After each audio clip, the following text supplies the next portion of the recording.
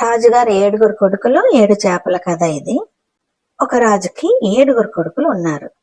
7 కొడుకులు ఒకసారి వేటకి వెళ్ళారు. వేటకి వెళ్ళిన రాజు కొడుకులకి ఏంటి దొరకక 7 చేపల్ని తీసుకుని వచ్చారు. 7 చేపల్ని ఎండలో ఎండబెట్టారు. అందులో ఒక చేప ఎండలేదు. రాజు కొడుకులు చేపతో చేప ఎందుకు ఎండలేదు నువ్వు అని అడిగారు. అందుకు చేప గడ్డివాము అడ్డొచ్చింది, అందుకే ఎండలేదు నేను అంది.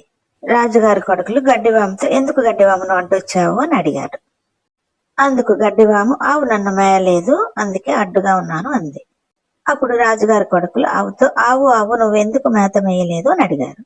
అందుకు ఆవు గొల్లవాడు నన్ను మేతకు తీసుకెళ్లలేదు అంది.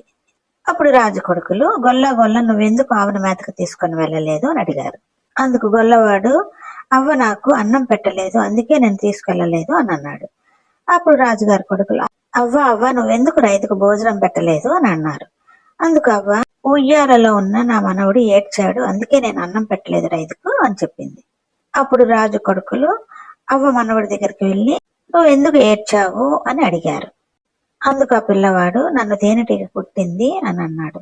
రాజుగారి కొడుకులు తేనెటీగని అడిగారు. తేనెటీగ నువ్వు ఎందుకు పిల్లవాడిని కుట్టావు అని అడిగారు. అందుకు తేనెటీగ నా బంగారు తేనె తుట్టలో చెయ్యి పెడితే నేను కుట్టకుండా ఉంటానా అని చెప్పి అక్కడి నుంచి తుర్రుమని పారిపోయింది. ఇది పాతకాలం నాటి రాజుగారు 7 కొడుకుల కథ.